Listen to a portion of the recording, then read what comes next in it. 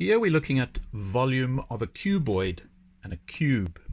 Now, first of all, before we can do this, we need to know what is the formula for working out the volume of a cuboid and or a cube. Well, let's have a look at it. Volume is equal to length, okay, we'll just put L for length, times depth, sometimes also referred to as width, and then times the height. So it's either volume equals length times the depth times the height, or volume equals length times width times height. Now let's look at an example here. Here is our example of a cuboid. Okay, here we have the height, we have the depth or the width, and we have the length.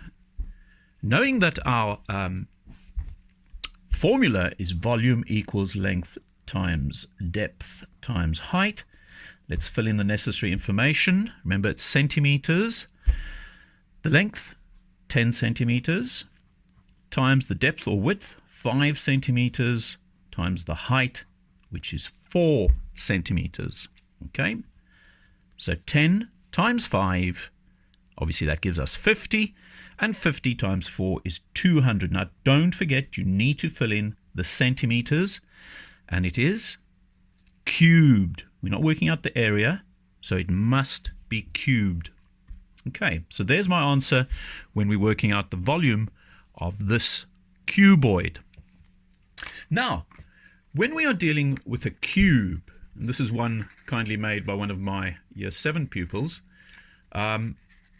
we notice that with a cube, all the sides are exactly the same. In other words, the length, the depth or width, and the height, they're all the same. So in this instance, again, for a cube, let's just do this calculation.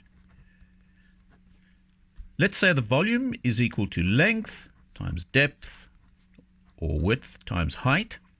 And let's, for practical purposes, say this measurement is 5 centimeters. So obviously all the sides being the same, it would be 5 times 5 times 5.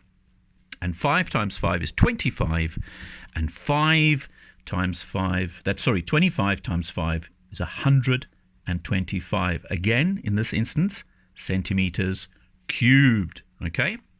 So that was for working out this cube, the volume, the capacity. Okay.